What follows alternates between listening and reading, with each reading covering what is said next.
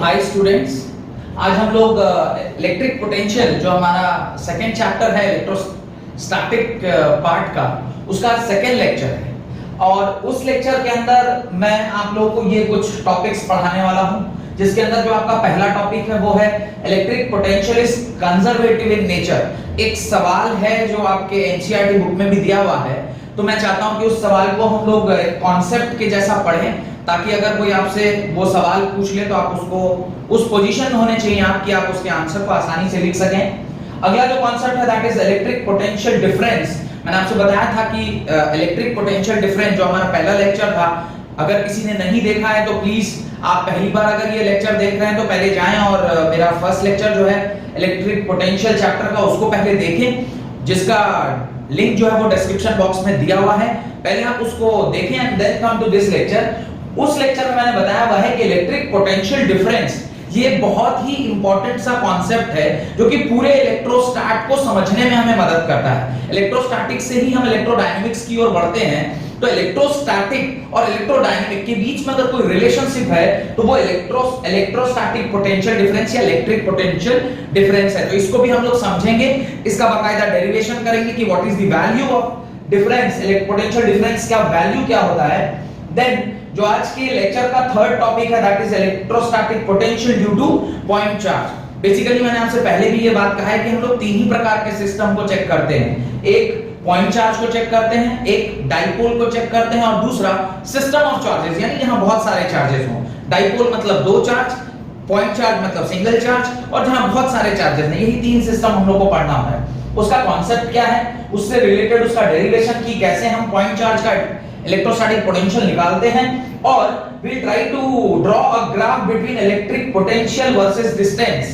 और electric potential के साथ साथ में उसी ग्राफ में इलेक्ट्रिक फील्ड वर्सेस डिस्टेंस का भी ग्राफ दिखाकर कंपैरिजन कर लेंगे कि कौन किस रेट से घट रहा है या फिर बढ़ रहा है। तो इसका डेरिवेशन करेंगे तो आप ये ग्राफ आसानी से बना पाइएगा। तो सबसे पहले आप यहां पर ये लिख लेने के बाद पहला कॉन्सेप्ट जो है electric potential is conservative in nature, उसके लिए एक सवाल लिखिए, प्रूव दैट, क्वेश्चन के फॉर्म में लिखिए, prove that electrostatic forces are conservative in nature. Prove that electrostatic forces are conservative in nature. तो इस क्वेश्चन का सॉल्यूशन अभी हम लोग देखने जा रहे हैं कि electrostatic potential is conservative in nature. आप उसको पहले समझ लीजिए, उसके बाद फिर मैं इसका सॉल्यूशन आपको लिखवा दूंगा, पर पहले आप इसको समझें कि why electrostatic potential is conservative in nature. उसको समझने के लिए पहले हम ये समझेंगे कि फोर्सेस जो होते हैं वो कितने प्रकार के होते हैं। There are two types of forces, एक होता है कंजर्वेटिव फोर्सेस, एक होता है कंजर्वेटिव फोर्सेस और दूसरा होता है non conservative forces. Non conservative forces, non conservative forces, इन दोनों के बारे में थोड़ा बहुत आपने क्लास 11th में पढ़ा होगा कि कंजर्वेटिव फोर्सेस किसे कहते हैं और नॉन कंजर्वेटिव फोर्सेस किसे कहते हैं। मैं आपको ये दोनों कॉन्सेप्ट समझा भी देता हूं ताकि आपका ये जो पूरा टॉपिक है इलेक्ट्रोस्टैटिक पोटेंशियल का कंजर्वेटिव नेचर प्रूफ करने का, वो भी आपको समझ में आएगा और साथ साथ हम लोग 11th क्लास का जो ये कॉन्सेप्ट है उसको भी रिवाइज कर लेते हैं। तो कंजर्वेटिव फोर्सेस किसे कहते हैं, ध्यान से समझिएगा। मैं एक छोटा सा उदाहरण लेता हूं कंजर्वेटिव फोर्सेस को समझाने के लिए। सपोज करिए कि आप किसी बॉल को यहां से उठाकर एक सर्टेन हाइट ऊपर लेकर चले जाते हैं। सपोज करिए this is point A and this is point B, और इन पॉइंट ए और पॉइंट बी के बीच में जो दूरी है दिस इज h।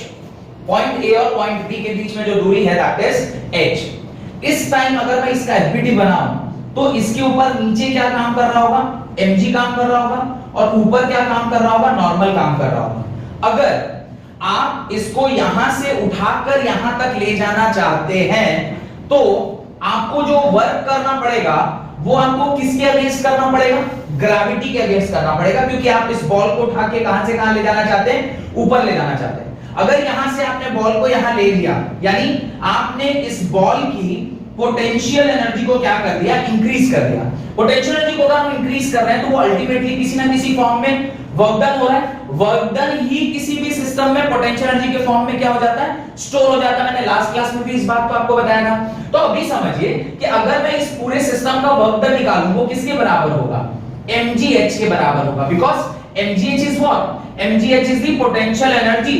तो वर्क डन, आप इसको यहां से यहां लेके आए तो आपने वर्क डन किया। वर्क डन क्या किया, आप एक बॉल को उठाए और बॉल को उठा के एक सर्टेन हाइट पर लेके गए, और ये वर्क डन नेगेटिव होगा। क्यों बोलिए नेगेटिव क्यों होगा?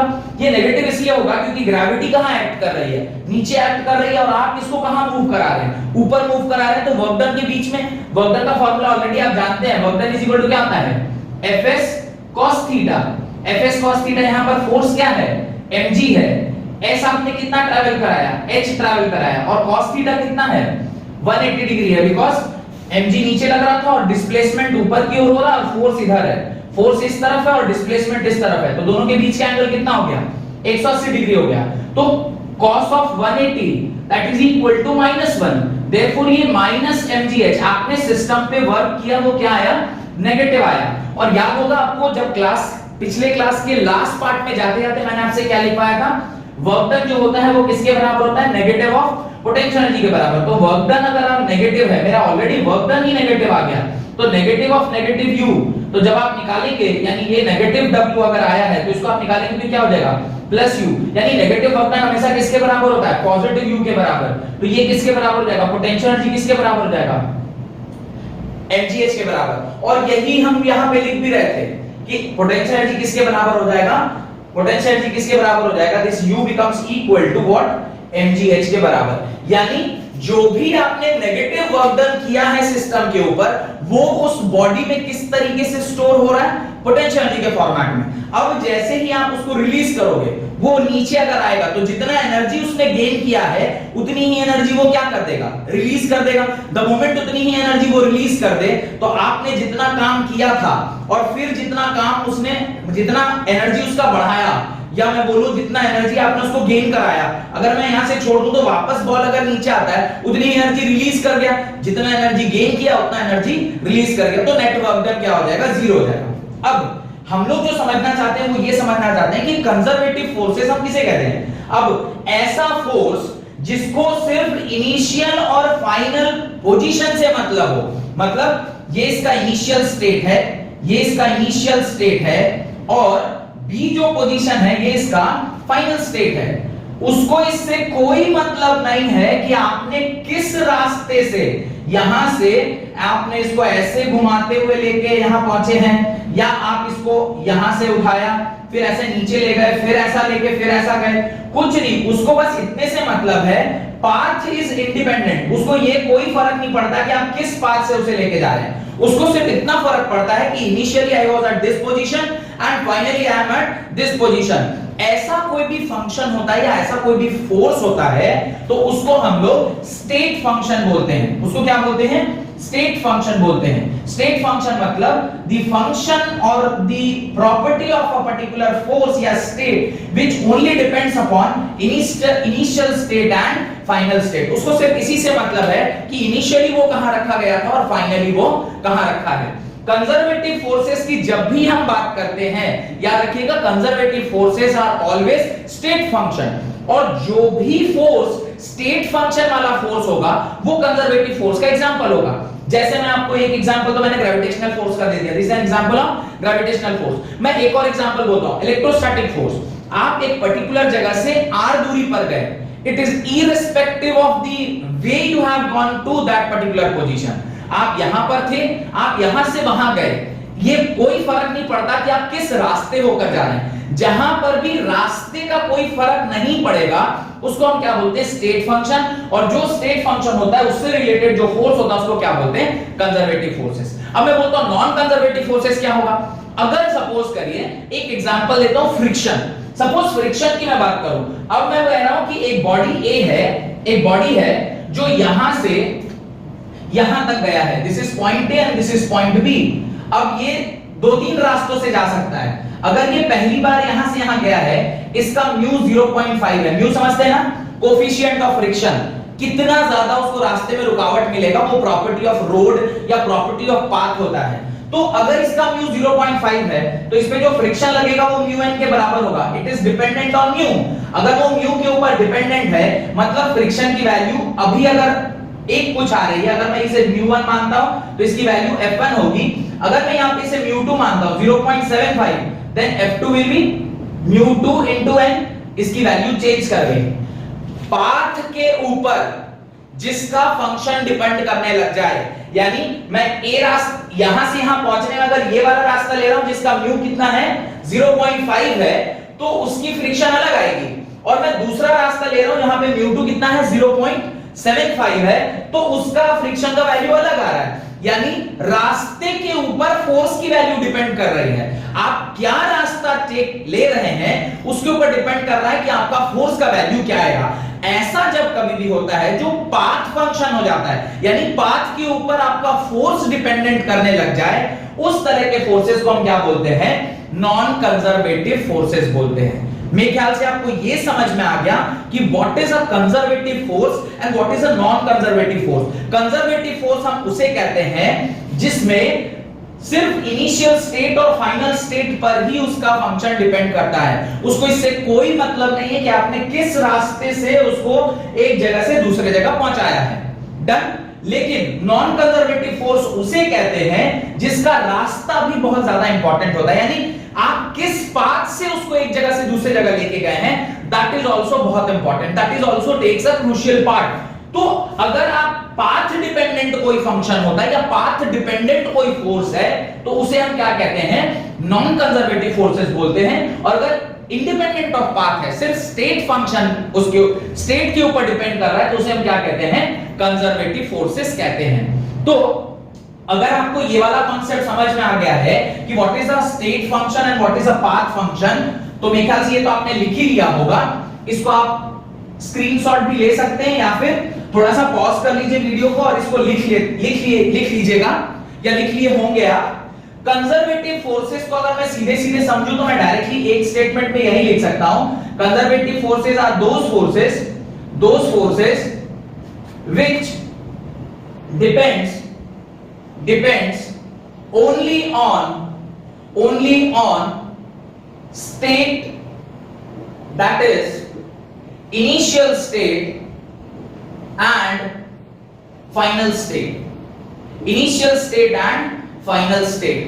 उसको सिर्फ स्टेट से मतलब है कि इनिशियली वो कहां रखा हुआ था और फाइनली वो कहां रखा हुआ है। लेकिन नॉन कंजर्वेटिव फोर्सेस का जब मैं डेफिनेशन बोलता हूं तो मैं ये लिखूंगा कि those forces which depends upon the path followed,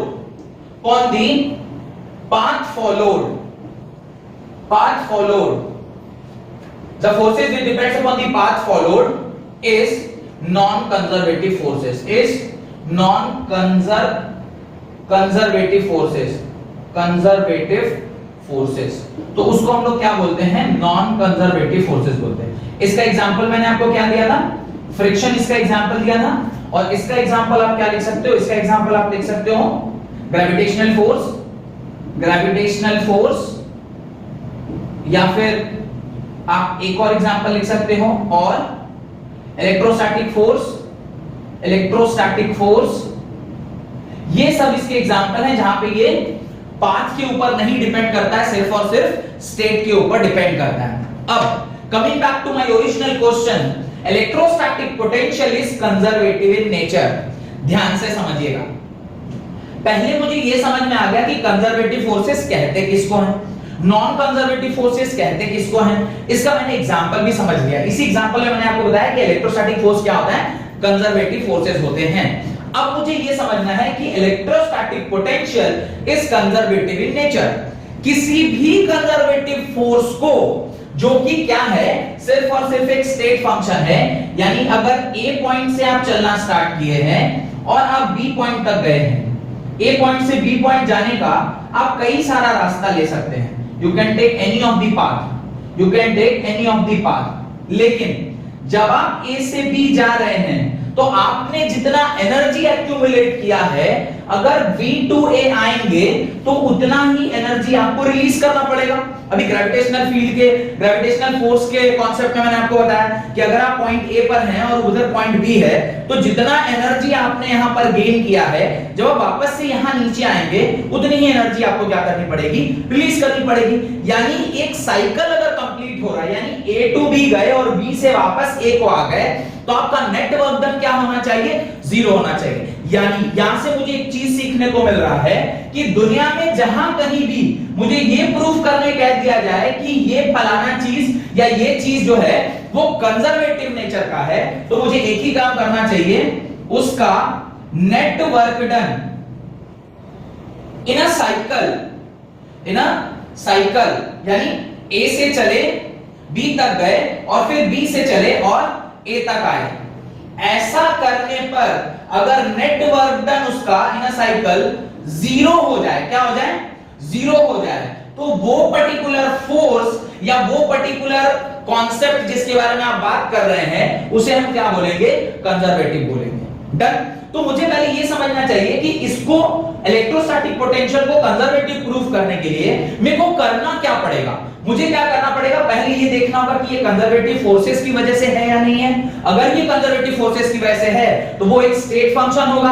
अगर कोई भी कॉन्सेप्ट स्टेट फंक्शन होता है तो वो सिर्फ इनिशियल और फाइनल स्टेट पे डिपेंड करता है। अगर वो सिर्फ इनिशियल और फाइनल स्टेट पे डिपेंड करता है, पाथ के ऊपर डिपेंड नहीं करता, तो एक साइक्लिक जब आप ये बना रहे हैं, उसका पाथ बना रहे हैं, यानी एक साइकिल मतलब यहां से वहां गया और वहां से वापस यहां आया, तो उसका नेट वर्क डन क्या होना चाहिए, 0 होना चाहिए। अगर किसी भी तरीके से मैं ये प्रूफ कर दूं कि ए पॉइंट से बी पॉइंट और बी पॉइंट से वापस ए पॉइंट आने में नेट वर्क डन अगर उस सिस्टम का 0 है, तो मैं ये बोलूंगा कि जिस भी कॉन्सेप्ट के बारे में आप बात कर रहे हैं, खास करके हम लोग यहां किस बारे में बात कर रहे हैं, इलेक्ट्रोस्टैटिक पोटेंशियल के बारे में बात कर रहे हैं, तो वो किस तरह का होगा, कंजर्वेटिव नेचर का होगा।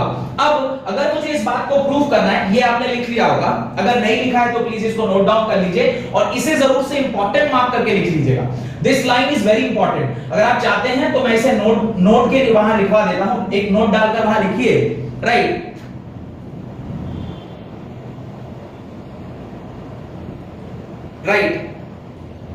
Net work done for any concept which is conservative in nature, net work done for any concept which is conservative in nature in a cycle, that is from initial position to final position and again from final to initial position, that is A से B गया और B से A आया, is 0.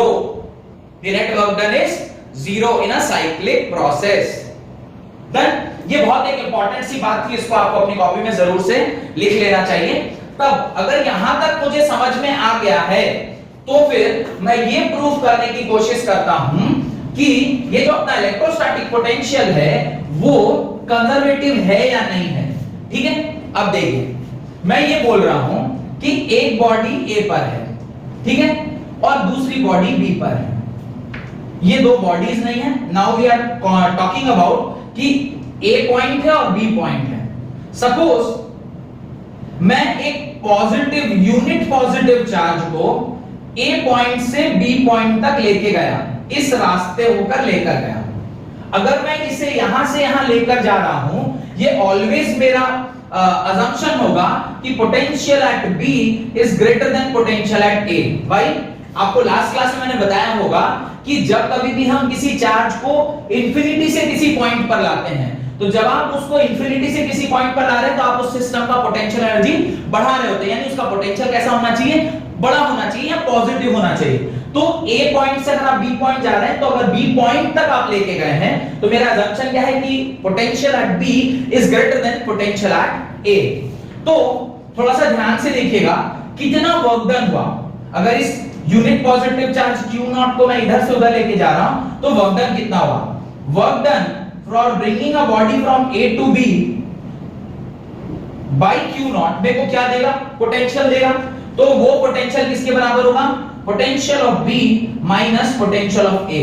क्यों, जो बड़ा है उसमें से हम छोटे को क्या करते हैं, माइनस करते हैं, और ये वर्क डन क्या होगा, नेगेटिव आएगा। This is negative. ये नेगेटिव इसलिए आएगा क्योंकि जितना पोटेंशियल डेवलप हुआ है वो वर्क डन की वजह से ही हुआ है। तो जो आपने वर्क डन किया है वो पॉजिटिव। अब देखिए लास्ट क्लास में कुछ बच्चों के ऐसे डाउट भी आए थे कि सर आपने बताया V is equal to negative of W infinity by Q0 होता है।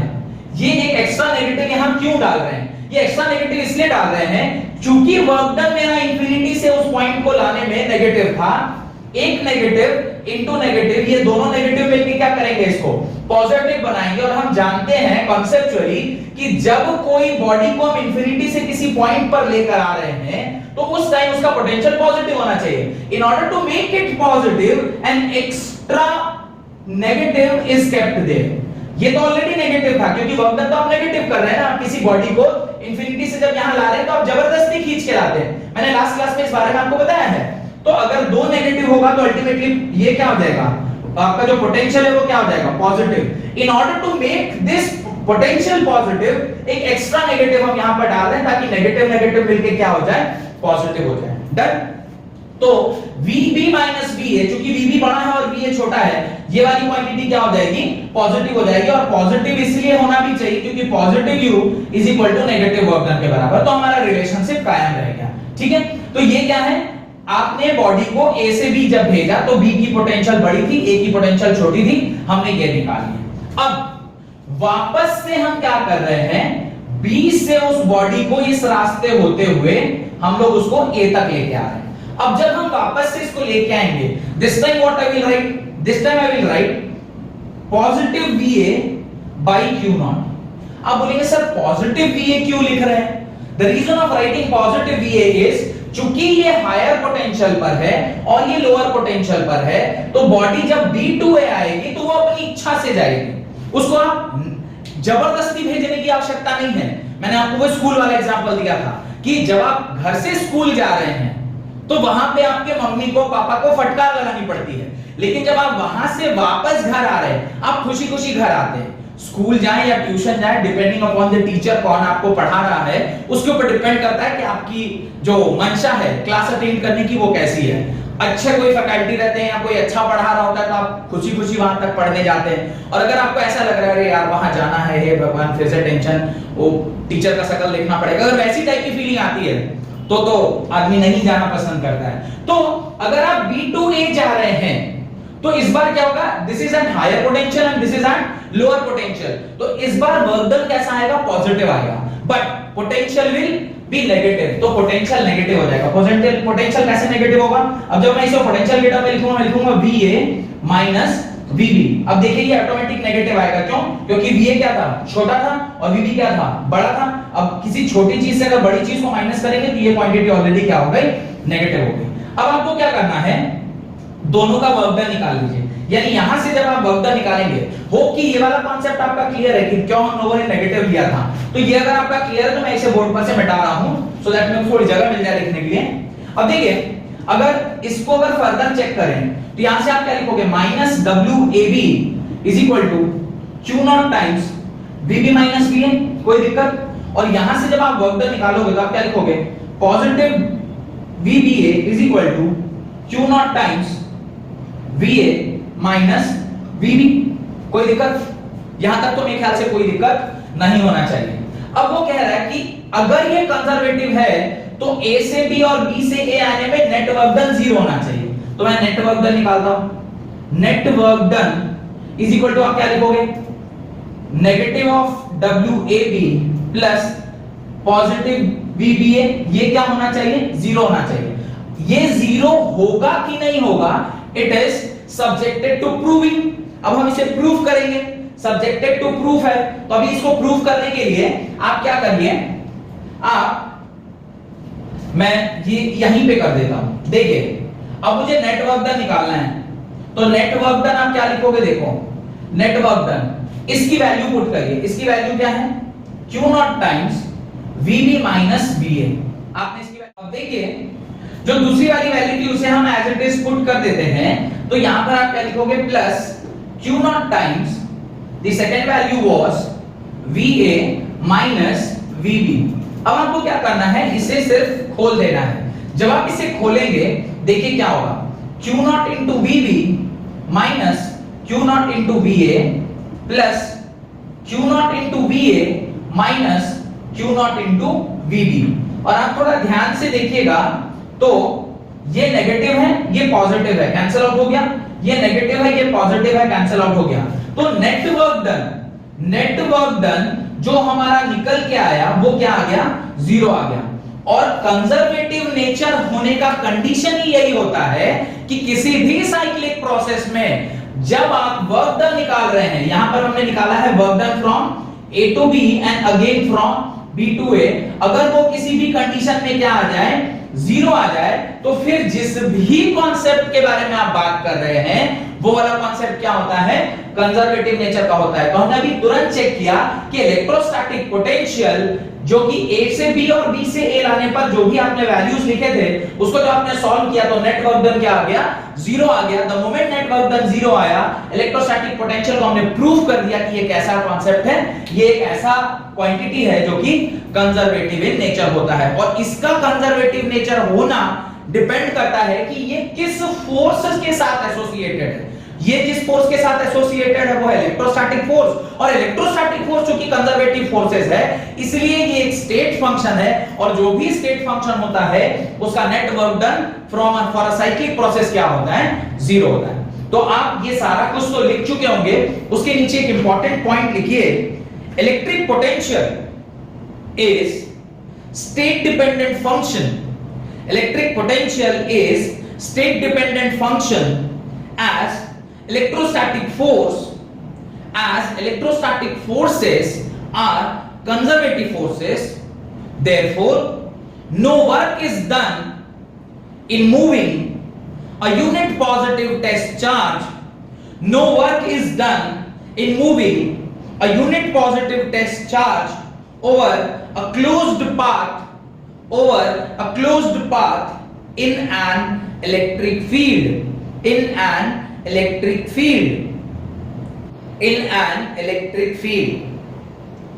और इसी चीज को जब हम मैथमेटिकली लिखते हैं तो कैसे लिखेंगे वो भी आप अपनी कॉपी में लिख लें। Cyclic integration of E dot dl is equal to क्या आना चाहिए, जीरो आना चाहिए। साइक्लिक इंटीग्रेशन क्यों बोल रहे हैं, साइक्लिक इंटीग्रेशन इसलिए बोल रहे हैं क्योंकि आप एक साइकिल में A से B गए और B से वापस A को आए, उस दरमियान जो इलेक्ट्रिक फील्ड डॉट dl, ये जो आपका कॉन्सेप्ट है, ये जो आपका प्रोडक्ट है, ये क्या होना चाहिए, जीरो होना चाहिए। डन।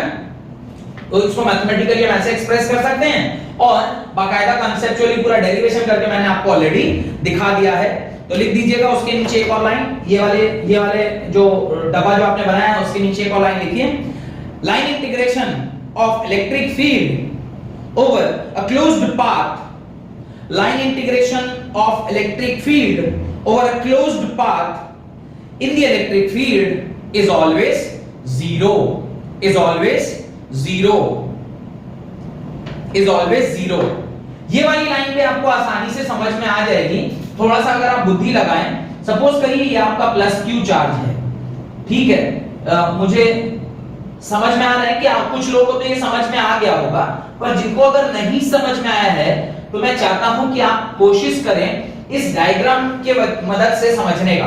अब देखिए, सपोज करिए ये कौन सी लाइन थी, मैंने कहा था ना ये इंफिनिटी है। अब इंफिनिटी के किसी एक पॉइंट से, सपोज करिए ए पॉइंट है, इस ए पॉइंट से आप चार्ज को कहां तक लेके आए, बी तक लेके आए, तो जो पोटेंशियल ए से बी में आने में डेवलप हुआ होगा उसे मैं क्या बोलूंगा, VB माइनस VA बोलूंगा, और ये किसके बराबर होगा, WAB बाई Q नॉट के बराबर होगा, क्योंकि एक टेस्ट चार्ज को ही आप एक जगह से दूसरी जगह लेकर आते हैं। अब सेकंड केस में जब वापस से ये यहां से यहां आएगा तो जितना पोटेंशियल इसने यहां से यहां आने में डेवलप किया होगा वही वापस से क्या हो जाएगा, रिलीज कर जाएगा। तो जब आप WAB बाई Q नॉट लिख रहे हैं तो ये क्या लिखेंगे, VA माइनस VB, इन दोनों का समेशन जीरो होगा, कॉन्सेप्चुअली जीरो होगा। क्यों जीरो होगा, क्योंकि जितना काम आपने यहां से यहां आने में किया है, जब आप यहां से वहां जाएंगे तो उतना ही काम आपका बढ़ जाएगा, क्योंकि नेगेटिव यहां पे नेगेटिव हो रहा है तो इधर जाने में क्या होगा, वर्क डन पॉजिटिव होगा। यानी ये अगर नेगेटिव क्वांटिटी है तो दूसरी वाली क्या होगी, पॉजिटिव होगी। इन दोनों को जब आप सॉल्व करेंगे तो आप क्या लिखोगे, इन दोनों का समेशन जीरो है तो इन दोनों का भी समेशन क्या होना चाहिए, जीरो। यानी VA minus VB minus VA plus VA minus VB, ये किसके बराबर होना चाहिए, जीरो के बराबर। जरा देख लीजिए, VB और VB कैंसिल, V और VA कैंसिल। आप देख रहे हैं ये किसके बराबर आ गया, 0 इज इक्वल टू 0। यानी जो कॉन्सेप्ट हमने पढ़ा था, कौन सा कॉन्सेप्ट, इलेक्ट्रो कंजर्वेटिव फोर्सेस का वर्क डन क्या होता है, net work done for a cyclic process 0 होता है। आपने वो लिखा और जो लेफ्ट हैंड साइड था वो ऑटोमेटिकली कट के 0 आ गया। अगर ऐसा हो रहा है यानी जिस फोर्स के बारे में हम बात कर रहे हैं, जिस कॉन्सेप्ट के बारे में बात कर रहे हैं, वो क्या हो जाएगा, 0। होप कि यहां तक आपको समझ में आ गया। बहुत ही इंपॉर्टेंट सा क्वेश्चन है और बहुत ही इंपॉर्टेंट सा कॉन्सेप्ट है जो आपको बिल्कुल क्लियर होना चाहिए कि electrostatic potential is conservative in nature. अगर कोई आपसे पूछे, आपसे कोई कहे समझाने को, तो मेरे ख्याल से अब आपके पास इतना आइडिया हो गया है कि आप किसी को भी अब समझा सकते हैं कि what is conservative forces, what is non conservative forces, what is conservative in nature होने का कंडीशन किसे कहते हैं, और इलेक्ट्रोस्टैटिक पोटेंशियल क्यों कंजर्वेटिव नेचर का होगा। आज का जो हमारा नेक्स्ट टॉपिक है that is electrostatic potential difference.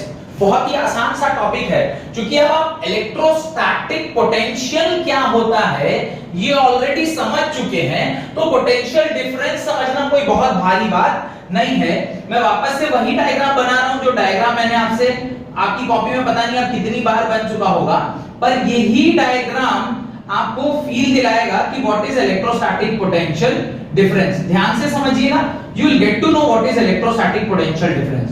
देखिए क्या होता है, ये वाली लाइन मैंने आपको पहले ही बताई है, what is this line is known as, this line is वो लाइन जिसके बाहर इलेक्ट्रिक फील्ड की इंटेंसिटी क्या हो जाती है, 0 हो जाती है, और उसके बाहर इसका प्रेजेंस फील होना बंद हो जाता है। उस लाइन के बाहर वाले एरिया को मैंने पहले क्या लिखा था, मैंने इसे क्या बताया था, इंफिनिटी। ध्यान से समझिएगा, सपोज करिए यहां पे कोई पॉजिटिव Q0 है जो कि हमारा टेस्ट चार्ज है, this is what, this is a test charge. अगर ये मेरा टेस्ट चार्ज है और आप इसको घसीट के जबरदस्ती किसी पॉइंट A तक लेकर आ रहे हैं, तो आपको कुछ वर्क डन करना पड़ेगा।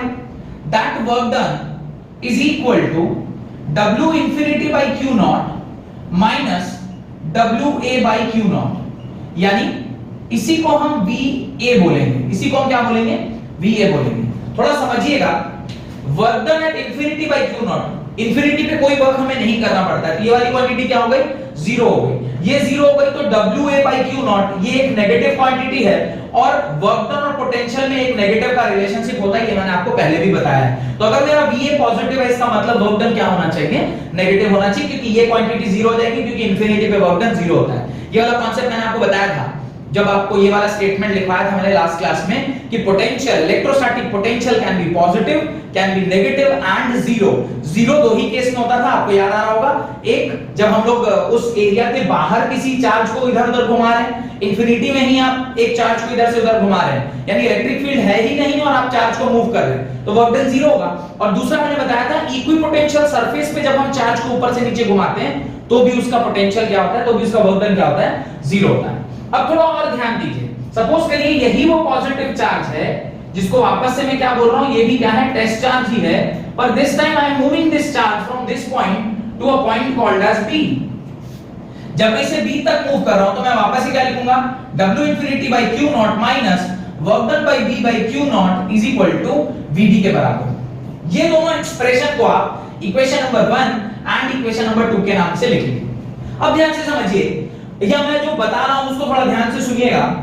The point B and the point A में किसका पोटेंशियल ज्यादा होगा, थोड़ा सोचिएगा तो आपको समझ में आ जाएगा कि जब हम किसी पॉजिटिव चार्ज के प्रेजेंस में एक यूनिट पॉजिटिव चार्ज को जबरदस्ती अगेंस्ट द विल लेकर आ रहे हैं, तो मुझे बताइए जब हम ज्यादा नजदीक लाएंगे तो काम ज्यादा करना पड़ेगा कि थोड़ा दूर रहेगा तो काम ज्यादा करना पड़ेगा। मुझे ऐसा लग रहा है कि आपके दिमाग में यही चल रहा होगा कि जब हम उसके ज्यादा नजदीक लाएंगे तो ये इस चार्ज के ऊपर ज्यादा फोर्स लगा रहा होगा, और चूंकि ज्यादा फोर्स लगा रहा होगा तो मैग्नीट्यूड वाइज वर्क डन हमें ज्यादा करना पड़ेगा जब हम चार्ज को नजदीक तक लेके आते हैं। लेकिन अगर चार्ज को हम थोड़ा दूर में रखे हैं तो चूंकि फोर्स की मैग्नीट्यूड कम है तो करस्पॉन्डिंगली वर्क डन भी क्या होगा, कम ही होगा, यानी मैग्नीट्यूड वाइज उसका वर्क डन भी क्या हो जाएगा, कम हो जाएगा। तो यहां से एक चीज तो मैं कंक्लूड कर सकता हूं कि VB is greater than VA, यानी potential at B is greater than potential at A। जैसे जैसे चार्ज के क्लोज आप आते हैं, चूंकि दोनों पॉजिटिव है तो ये इस नजदीक वाले चार्ज को ज्यादा रिपेल कर रहा होगा। अगर वो ज्यादा रिपेल कर रहा होगा और आप उसको अगर जबरदस्ती ला रहे हैं तो फोर्स की मैग्नीट्यूड ज्यादा है, फोर्स की मैग्नीट्यूड ज्यादा है तो work done is force into displacement into cos theta. Force का ही मैग्नीट्यूड अगर बड़ा है तो वर्क डन ऑब्वियसली बड़ा होगा। तो WB यानी मैं बोलूं potential at B is greater than potential at A। ये बात अगर आपको समझ में आ गई है तो आप यहां पर नोट डालकर एक बात भी लिख लीजिए, write a point here, note डाल के व्हेन द बॉडी या when the positive test charge, when the positive test charge is brought nearer to the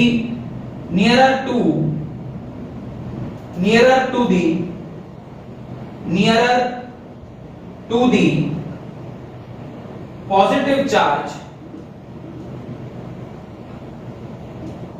the work done is greater, work done is greater.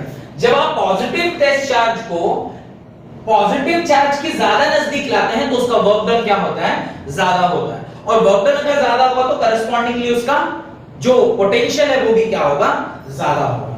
अब अगर ये concept आपको clear हुआ कि charge ज्यादा नजदीक आता है तो पोटेंशियल ज्यादा होता है, तो VB VA से बड़ा है, मैं लिखूंगा VB minus VA is equal to, अब देखिए VB का एक्सप्रेशन क्या है, W infinity by Q not minus WB by Q not. ये हमने VB का एक्सप्रेशन लिखा, बीच में एक नेगेटिव साइन था, नेगेटिव साइन डाल दिया। VA का एक्सप्रेशन लिखे W infinity by Q not minus WA minus WA by Q not. थोड़ा सा इसे सॉल्व करते हैं, W infinity by Q not minus WB by Q not minus W infinity by Q not minus minus plus WA by Q not. इसको जरा solve कीजिएगा, answer आएगा minus WB by Q not plus WA by Q not. और ये किसके बराबर है, VB minus VA के बराबर है। अब बस मैं यहां पर एक चीज ही सिखाने के लिए ये पूरा डेरिवेशन आपको किया हूं, वो कॉन्सेप्ट क्या है उसको थोड़ा ध्यान से देखिएगा। मुझे बताइए, मैंने थोड़ी देर पहले आपसे ये कहा है कि जब पॉजिटिव चार्ज को ज्यादा नजदीक लाते हैं तो उसका मैग्नीट्यूड बड़ा होता है। एक वर्क डन ऐसा है जिसके सामने नेगेटिव चार्ज है और एक वर्क डन ऐसा है जिसके सामने पॉजिटिव चार्ज है, और इसका मैग्नीट्यूड बड़ा है। जिसका मैग्नीट्यूड बड़ा होता है, जब हम इसे सॉल्व करते हैं तो जो मेरा रिजल्टेंट आता है वो बड़ा वाला का साइन लेता है, यानी जो मैग्नीट्यूड वाइज बड़ा है वो अगर नेगेटिव है तो उसी का साइन आएगा। तो इसे मैं क्या लिख रहा हूं, डेल्टा W मतलब B से A, यानी वर्क डन फ्रॉम A से B लाने में, एक्चुअली इसे A से B लिखना चाहिए क्योंकि ये नेगेटिव आएगा, और डिवाइडेड बाय Q नॉट। ये जो क्वांटिटी है ये कैसी होगी, नेगेटिव होगी। ये कैसी होगी, नेगेटिव होगी। अगर BB माइनस BA नेगेटिव है, इसका मतलब वर्क डन हो रहा है from bringing a body from A to B, यानी VA माइनस BB यानी VB minus BA is equal to, मैं क्या लिखूंगा, डेल्टा V लिखूंगा। इसी को हम क्या कहते हैं, पोटेंशियल डिफरेंस कहते हैं। और VB माइनस VA ये क्वांटिटी अपने आप में क्या है, एक पॉजिटिव क्वांटिटी है। चूंकि ये पॉजिटिव है तो जो वर्क डन हुआ होगा इस पॉजिटिव चार्ज को यहां से यहां लाने में वो कैसा रहा होगा, नेगेटिव रहा होगा। देखिए यहां पे प्रूफ हो जाएगा कि ये चूंकि बड़ी क्वांटिटी थी, ये छोटी क्वांटिटी थी, तो बड़ी क्वांटिटी के सामने चूंकि नेगेटिव साइन है तो ये वाली क्वांटिटी क्या हो गई, नेगेटिव हो गई। यानी डेल्टा WA भी मैं बोलूं तो ये क्या हो गया, नेगेटिव हो गया। और ये अगर नेगेटिव है तो ऑब्वियसली ये पॉजिटिव होगा, बिकॉज़ वर्क डन और पोटेंशियल के बीच में एक नेगेटिव साइन आना चाहिए। तो जब हम इस पॉजिटिव चार्ज Q नॉट को यहां से अगर इस पॉइंट तक ला रहे हैं तो जो इसके ऊपर काम करना पड़ रहा है वो एक नेगेटिव वैल्यू होगी, क्योंकि we are bringing this charge closer to the positive charge. अगर आप इस पॉजिटिव चार्ज के नजदीक ला रहे हैं उस चार्ज को तो आपको सिस्टम के अगेंस्ट काम करना पड़ेगा, इसलिए आपका वर्क डन नेगेटिव आएगा। तो वर्क डन हमारा नेगेटिव फॉर्मूला से भी आया है, यानी प्रूफ करने पर भी आया है। और जब वर्क डन नेगेटिव होता है तो पोटेंशियल क्या होता है, पॉजिटिव होता है, यानी सिस्टम पोटेंशियल गेन कर लेगा। इसलिए आपका VB माइनस VA क्या आया, पॉजिटिव आया। और यही VB माइनस VA को हम क्या बोलते हैं, पोटेंशियल डिफरेंस बोलते हैं। यानी किसी भी सिस्टम में अगर आपको पोटेंशियल डिफरेंस के बारे में वो कहता है कि पोटेंशियल डिफरेंस क्या होता है, it is always higher potential minus lower potential. the charge which is closer to the positive charge, the point which is closer to the positive charge is at higher potential, and the point which is farther from the positive charge is at lower potential, और potential difference होता है higher potential minus lower potential, इसलिए हमने लिखा VB minus VB, और ये always quantity क्या आएगा, पॉजिटिव आएगा, क्योंकि इसकी मैग्नीट्यूड बड़ी है और इसकी मैग्नीट्यूड छोटी है। और वर्क डन के टर्म्स में अगर हम देखेंगे तो चूंकि यहां तक लाने में जो मेरा वर्क है वो ज्यादा नेगेटिव है, और यहां तक लाने में मेरा वर्क जो है वो कम नेगेटिव है। ज्यादा नेगेटिव में से अगर आप कम नेगेटिव को माइनस करते हैं तो जो ज्यादा नेगेटिव है उससे जब छोटे वाली क्वांटिटी को माइनस करेंगे तो कुछ एक क्वांटिटी आएगी जो कि नेगेटिव नेचर की होगी, इसलिए हमने लिखा है change in work done by Q not. ये क्वांटिटी कैसी है, नेगेटिव है। और ये जो हमारा बेसिक कॉन्सेप्ट था कि वर्क डन और पोटेंशियल दोनों आपस में क्या होते हैं, नेगेटिव रिलेशनशिप रखते हैं, वो यहां से कंफर्म हो गया। तो बस आप उसके नीचे डेफिनेशन लिख लीजिए इलेक्ट्रोस्टैटिक पोटेंशियल का, ये सब तो आपको लिखना ही है, आप डेफिनेशन लिख लीजिए। Electric potential difference between two points A and B is equal to the work done by an external force in moving a unit positive charge against the electrostatic force। against the electrostatic force का आप underline कर लीजिएगा, against the electrostatic force from A to B, from A to B along any path between these two points, along any path, ये any को भी underline करिएगा, any path, because electrostatic force is a state function, path से इसका कोई लेना देना नहीं है। इस चूंकि पाथ से कोई लेना देना नहीं है तो आप कोई भी रास्ते से आइए उससे कोई फर्क नहीं पड़ता, सिर्फ यहां से यहां का जो पोटेंशियल का डिफरेंस है हम उसी पे फोकस करेंगे, because this is a state function. रास्ते कैसे आए उससे हमें कोई फर्क नहीं पड़ता है। Between any path between these two points, any path between these two points, full stop। उसके नीचे आप ये सारी बातें अपनी कॉपी में लिख लें, और उसके नीचे बस एक बात और लिखिए, the unit of electrostatic potential difference is volt। तो ये जो आपने VB minus VA लिखा है, this VB minus VA का जो यूनिट होगा वो क्या होगा, वो वोल्ट होगा, होना भी चाहिए। आपने लास्ट क्लास में लिखा था पोटेंशियल का यूनिट क्या होता है, वोल्ट होता है। अब वोल्ट में से वोल्ट घटाइएगा तो वोल्ट ही मिलेगा, ये तो ऑब्वियस सी बात है। इसलिए इलेक्ट्रोस्टैटिक पोटेंशियल डिफरेंस का जो यूनिट होता है उसे हम क्या बोलते हैं, वोल्ट बोलते हैं। एक और छोटा सा यूनिट जो काफी पॉपुलर है इससे रिलेटेड, वो है 1 इलेक्ट्रॉन वोल्ट। 1 इलेक्ट्रॉन वोल्ट क्या होता है उसको भी समझेंगे, उसको भी आसानी से हम समझ सकते हैं। 1 इलेक्ट्रॉन वोल्ट इज 1 इलेक्ट्रॉन का चार्ज इनटू 1 वोल्ट। 1 इलेक्ट्रॉन का चार्ज होता है 1.6 into 10⁻⁻19 coulomb into 1 volt is equal to होता है 1 जूल पर कूलम।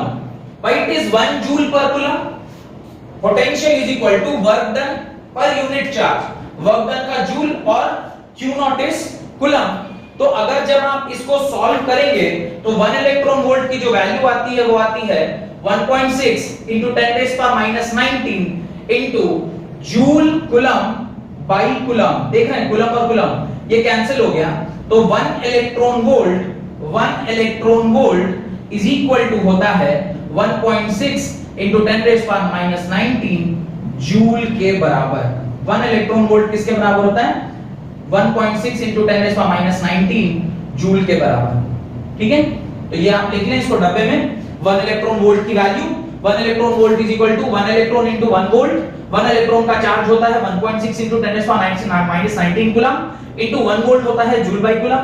कूलम से कूलम कैंसिल हो जाएगा, आपके पास बचेगा 1.6 into 10⁻⁻19 जूल। तो 1 electron volt is equal to 1.6 into 10⁻⁻19 joule के बराबर होता है। ये एक ऐसी वैल्यू है जो आपको क्या होनी चाहिए, ध्यान होनी चाहिए। डन, यहां तक लिख लिया सबने, ये बहुत ही इंपॉर्टेंट है। इसके नीचे एक क्वेश्चन लिखिए, the potential difference between two points is 20 volt. The potential difference between two points is 20 volt. How much work will be done in carrying a charge of 400 mu coulomb from one point to the other. मैं question एक बार और repeat कर रहा हूं. The potential difference between 2 points is 20 volt. How much work will be done in carrying a charge of 400 mu coulomb from one point to the other? Hope कि आप लोगों ने इसे सॉल्व कर लिया होगा. काफी आसान सा क्वेश्चन है. आपसे कह रहा है कि पोटेंशियल आपको दिया हुआ है, चार्ज की वैल्यू भी दी हुई है. तो electrostatic potential is equal to क्या फॉर्मूला जानते हैं आप जानते हैं वर्क डन बाय चार्ज. अब देखिए, अगर आपसे कोई कह रहा है कि आप W कैलकुलेट करें तो आप क्या लिखेंगे? V into Q लिखेंगे? नहीं लिखेंगे, क्योंकि इलेक्ट्रिक पोटेंशियल को हम लोग किससे डिनोट करते हैं? V से डिनोट करते हैं, चार्ज को Q से डिनोट करते हैं और इसको W से. तो आप लिख सकते हैं W is equal to VQ. W देखिए, V की वैल्यू शायद आपको दी गई है 20 वोल्ट दिया गया है, तो आप इसे 20 वोल्ट लिख लें इनटू Q कितना दिया गया है? Q की वैल्यू आपको दी गई है 400 म्यू कूलम. अब देखिए, क्योंकि Q हमें कितना दिया गया है? 400 म्यू कूलम दिया गया है. इसको हमें किसमें कन्वर्ट करना चाहिए? सबसे पहले इसको कूलम में कन्वर्ट करना चाहिए. तो ये कितना हो जाएगा? 400 into 10 raised power minus 6. अब 400 into 10 raised power minus 6 को आप लिख सकते हैं 4 into 10 raised power, ये दो ऊपर कट जाएगा, -4 कूलम. यहां पे आप लिख दें 4 into 10 raised power minus 4 coulomb. Work done is equal to ये हो जाएगा 80 into 10 raised power minus 4 joule के बराबर. और जब आप इसको फर्दर एक बार और सॉल्व करेंगे तो 8 into 10 raised power minus 3 joule, ये आपका नेट वर्क डन आना चाहिए. तो मेरे ख्याल से ये आपका आंसर होगा 8 into 10 raised power minus 3 joule के बराबर. काफी आसान सा क्वेश्चन है जिसका सॉल्यूशन ऑलरेडी आपके बोर्ड पर बनाया हुआ है. अगला एक और सवाल लिखें. If 100 joule of work must be done to move electric charge equal to 4 coulomb from a place where potential is 10 volt to another place where potential is V volt. Find the value of V. मैं वापस एक बार question repeat कर रहा हूं. If 100 joule of work must be done to move electric charge equal to 4 coulomb from a place where potential is 10 volt to another place where potential is V volt. Find the value of V. बहुत आसान सा question है, इसको भी हम लोग solve कर सकते हैं. ये वाला सॉल्यूशन मैं मिटा रहा हूं, ध्यान से देखिएगा क्या क्वेश्चन पूछ रहा है और कैसे हम उसे सॉल्व करेंगे. वर्क डन आपको दिया हुआ है और चार्ज की वैल्यू भी दी हुई है. देखिएगा, वर्क डन आपको दिया है. सपोज करिए चार्ज को मूव कर रहे हैं आप A to B, तो वर्क डन आपको दिया हुआ है 100 joule. Work done is given to you is 100 joule. और चार्ज भी आपको दिया हुआ है. चार्ज कितना है? 4 कूलम है. और एक और चीज दिया हुआ है, जिस पॉइंट से आप उसको मूव करा रहे हैं दैट इज गिवन. जिस पॉइंट से place from potential is 10 volt, तो आप उसको कहां मूव कर रहे हैं? 10 वोल्ट से मूव कर रहे हैं. 10 वोल्ट दिया हुआ है, VA दिया हुआ है 10 वोल्ट. अब मुझे बताइए कि ये पॉजिटिव होना चाहिए या नेगेटिव होना चाहिए, ये मुझे बताइए. अब आप ध्यान से देखिए, WA भी क्या है? पॉजिटिव है, यानी आपका वर्क डन क्या है? पॉजिटिव है. अगर मेरा वर्क डन पॉजिटिव है तो I am moving from higher potential to lower potential और lower potential to higher potential. मैं हायर पोटेंशियल से कहां मूव कर रहा हूंगा? लोअर पोटेंशियल की ओर मूव कर रहा हूं. तभी मेरा वर्क डन पॉजिटिव आएगा, क्योंकि आप हायर से जब तक लोअर नहीं जाएंगे पॉजिटिव नहीं आएगा. लोअर से हायर जब हम जाते हैं तो वर्क डन नेगेटिव आता है. हायर से जब आप लोअर जाएंगे, यानी हायर पोटेंशियल से जब आप लोअर की ओर, यानी चार्ज के नजदीक से चार्ज से दूर की ओर जा रहे होंगे, तो आपको वर्क डन करना नहीं पड़ेगा, ऑटोमेटिकली वर्क डन होगा. वर्क डन इसलिए होगा क्योंकि जो पॉजिटिव चार्ज है वो दूसरे पॉजिटिव चार्ज को धक्का लगा रहा है और आप उसी तरफ उसको भेज रहे हैं. तो फोर्स भी उधर और मूवमेंट भी उधर, यानी डिस्प्लेसमेंट भी उधर. In force and displacement are in same direction, तो cos 0 हो जाता है और cos 0 की वैल्यू क्या होती है? 1 होती है, यानी वो पॉजिटिव आ जाता है. तो अगर ये VA है तो ये इसका मतलब क्या होना चाहिए? लोअर पोटेंशियल पे होना चाहिए, इसलिए हमने इसे नेगेटिव लिख दिया. और दूसरा जो VB है वो मुझे नहीं मालूम. क्या से देखिए, जब हम जानते हैं वर्क डन का फॉर्मूला क्या होता है? Work done by Q is equal to, क्योंकि मेरा वर्क डन पॉजिटिव है, we are moving from higher potential to lower potential, तो आप यहां लिखोगे VB माइनस VA।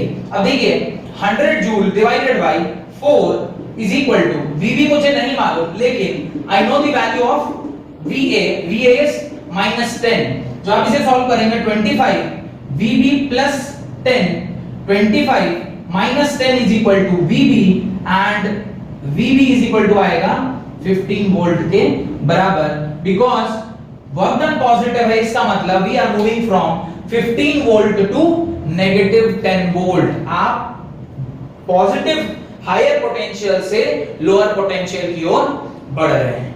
डन। अब आप तीसरा क्वेश्चन लिखें, a 500 mu coulomb charge is at the center of a square of side 10 centimeter.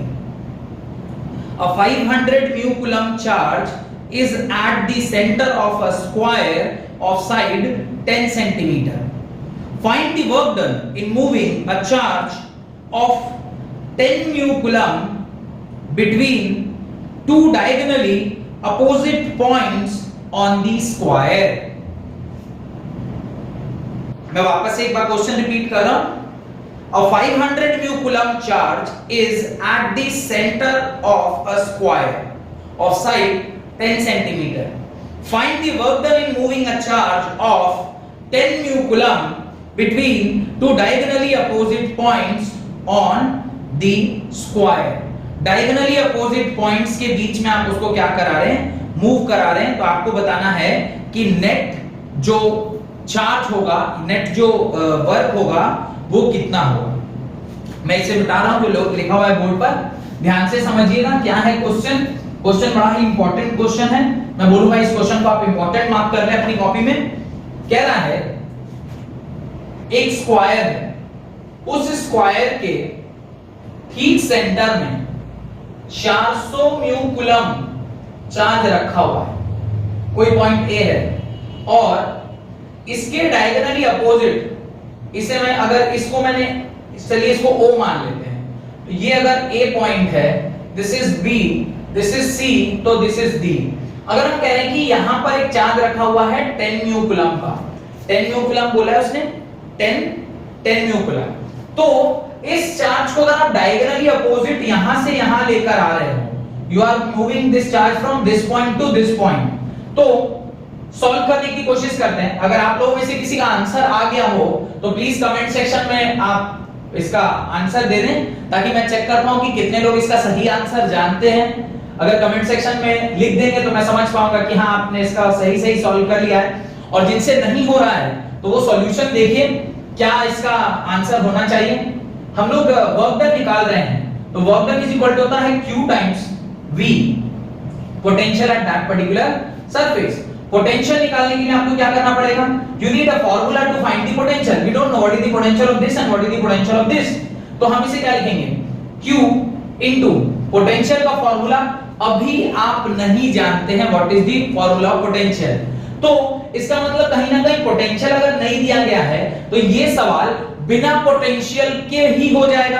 अब कैसे होगा वो सोचने वाली बात है। तो चूंकि हम मूव कर रहे हैं फ्रॉम A टू C, तो मैं इसे लिखूंगा delta V from A to C। अब इस वर्क डन को अगर आप थोड़ा बुद्धि लगा के कैलकुलेट करोगे तो यहां से यहां आने के लिए डिस्टेंस जो आपने ट्रैवल किया है वो मेरे ख्याल से अगर ये A है, ये A है, ये भी A है और ये भी A है, तो ये कितना होगा √2a। तो कहीं ना कहीं √2a का टर्म इसके अंदर आना चाहिए, जैसा मैं सोच पा रहा हूं। पर अगर किसी और का कोई आंसर आ रहा है तो आप बता सकते हैं, कमेंट सेक्शन में आप कमेंट करके बता सकते हैं कि ये √2a का टर्म आ रहा है, कैसे सॉल्व होगा। थोड़ा सोचने पर मजबूर कर रहा है ये सवाल, क्योंकि हम अभी पोटेंशियल कैलकुलेट करना नहीं जानते। अगर हम पोटेंशियल कैलकुलेट करना नहीं जानते हैं तो कैसे सॉल्व होगा, इलेक्ट्रिक फील्ड और पोटेंशियल का रिलेशनशिप भी नहीं मालूम है, तो how will do this calculation, कैसे सॉल्व होगा ये। हाँ, अगर कोई इंटेलिजेंट बच्चा होगा तो वो बता देगा कैसे सॉल्व होगा। कोई इंटेलिजेंट बच्चा है तो वो जरूर से बता देगा मुझे कमेंट सेक्शन में कि सर ये सवाल कैसे सॉल्व होगा। अच्छा, ऐसा करते हैं, इस सवाल को यहीं छोड़ देते हैं और आप इसको सॉल्व कीजिए, कमेंट सेक्शन में मुझे बताइए। अगर सही होगा जिन लोगों का वेरी गुड, अगर नहीं हुआ तो फिर अगले लेक्चर में, जब मैं अगला लेक्चर इसका जो नेक्स्ट लेक्चर पोस्ट करूंगा उसके अंदर इस क्वेश्चन को मैं डिस्कस कर लूंगा, या फिर अभी बता दूं। चलिए अभी बता देता हूं, अगले लेक्चर तक का इंतजार नहीं करते हैं। अभी देखिए, चूंकि ये एक स्क्वायर है और सेंटर से आप √2a/2 दूरी इस तरफ और √2a/2 दूरी इस तरफ, यानी इस सेंटर से आप यहां से जितनी दूरी इस पॉइंट की है वहां से उतनी ही दूरी इस पॉइंट की है। यानी इस पॉइंट से, ये जहां पर आपका 400 न्यूटन कूलम रखा हुआ है, इस पॉइंट से A point and C point are at equal distance. ये क्या है? एट इक्वल डिस्टेंस है। और जब कोई पॉइंट इक्वल डिस्टेंस पर होता है फ्रॉम द सेंट्रल चार्ज, तो जो भी स्ट्रक्चर उसके चारों तरफ बनता है उसे हम इक्वी पोटेंशियल सरफेस बोलते हैं। उसे क्या बोलते हैं? इक्वी पोटेंशियल सरफेस बोलते हैं। और इक्वी पोटेंशियल सरफेस के ऊपर जब आप किसी चार्ज को मूव करते हैं तो वो क्या हो जाता है? जीरो हो जाता है। उसमें वर्क डन क्या होता है? जीरो होता है। तो चूंकि ये इक्विपोटेंशियल सरफेस बनेगा, यहां से जितनी दूरी पर ये है उतनी ही दूरी पर ये है, तो यहां से बनने वाला जो पोटेंशियल, यहां से बनने वाला जो सरफेस होगा वो क्या होगा? इक्विपोटेंशियल होगा। चूंकि वो इक्विपोटेंशियल है, यानी डेल्टा v का टर्म किसके बराबर हो जाएगा? जीरो के बराबर हो जाएगा। यानी ये वाला टर्म क्या हो जाएगा? जीरो बराबर। क्योंकि जब पोटेंशियल डिफरेंस ही नहीं है तो उसे क्या बोलेंगे? इक्विपोटेंशियल। इफ VB यानी VA minus VC is equal to 0, यानी delta V is equal to 0, तो पोटेंशियल डिफरेंस है ही नहीं। अगर पोटेंशियल डिफरेंस नहीं है तो चाहे जितना भी चार्ज आप मूव करो, वर्क डन क्या होगा? 0 होगा। तो इस क्वेश्चन का आंसर होगा work done is equal to 0 joule. Why it is 0 joule? Not because कि वहां पे चार्ज नहीं है, but as we are moving from centre से उतनी ही दूरी पर ये पॉइंट रखा हुआ है जितनी दूरी पर ये रखा है, तो these two points are kept on equipotential surfaces. और द मोमेंट को इक्विपोटेंशियल सरफेस पे रखा है तो उसका डेल्टा V क्या हो गया? 0 हो गया। क्योंकि सेम पोटेंशियल है तो चेंज इन पोटेंशियल 0, और चूंकि चेंज इन पोटेंशियल 0 है तो Q इनटू डेल्टा V में डेल्टा V का टर्म 0 हो गया। Q को मल्टीप्लाई 0 से करेंगे तो वर्क डन क्या आ जाएगा? 0 आ जाएगा। इसलिए इसका आंसर क्या होगा? Work done is equal to 0। बहुत ही इंपॉर्टेंट सा क्वेश्चन था। अगर किसी को ये कॉन्सेप्ट नहीं पता है तो फिर वो क्या करने लगेगा? वोल्ट निकालने लग जाएगा। मैं अगला टॉपिक वही पढ़ाने वाला हूं, हाउ टू कैलकुलेट वोल्टेज। आप वोल्टेज निकालने लग जाएंगे और उस वोल्टेज को किससे मल्टीप्लाई करेंगे? Q से, और आप W की एक वैल्यू लेकर आ जाएंगे जो कि गलत होगा। क्योंकि जब चेंज इन पोटेंशियल 0 है तो उसका आंसर क्या होना चाहिए? 0 होना चाहिए। क्योंकि अभी आप नहीं जानते थे पोटेंशियल निकालना, इसलिए आप सोच रहे होंगे कि अभी तो पोटेंशियल निकालना हम सीखे नहीं है, और ये सवाल अगर यहां पूछा गया है इसका मतलब कोई और लॉजिक इसमें लग रहा होगा, और एक्चुअली में कोई और लॉजिक लग रहा था। अगर मुझे पोटेंशियल निकालना पता होता तो शायद मैं निकाल के Q से मल्टीप्लाई करता और मुझे कुछ वर्क डन की वैल्यू आप लोग बोल चुके होते अब तक। तो ध्यान रखिएगा, जब इक्विपोटेंशियल सरफेस के ऊपर कोई भी चार्ज मूव करता है तो उसकी वैल्यू क्या होती है? 0 होती है। और इक्विपोटेंशियल सरफेस कैसे पहचानते हैं? सेंटर से, जहां से मुझे चेक करना है, चार्ज की दूरी अगर सेम है तो उसे हम इक्विपोटेंशियल सरफेस बोलते हैं। मैंने 2-3 बार वर्क डन वो पोटेंशियल इज इक्वल टू 0 वाला जो कॉन्सेप्ट बताया था उसमें भी मैंने बताया था कि अगर ये सेंट्रल चार्ज है और वहां से एक फिक्स दूरी, उस दूरी पर जो कुछ भी आएगा सब कुछ क्या है? इक्विपोटेंशियल सरफेस है। क्योंकि ये डायगोनल था एक स्क्वायर का, तो सेंटर से जितना दूरी इधर होता है उतना ही दूरी उधर था, because diagonal of a square bisect each other. इसलिए ये इक्विपोटेंशियल सरफेस था, और इक्विपोटेंशियल सरफेस में change in potential 0, change in potential 0 तो वर्क डन भी 0 होता है। ठीक है, तीनों के तीनों सवाल बहुत ही इंपॉर्टेंट क्वेश्चन थे, इनको अच्छे से देखिएगा। और फिर हम लोग नए टॉपिक की तरफ बढ़ रहे हैं जिसका नाम है electrostatic potential due to a point charge.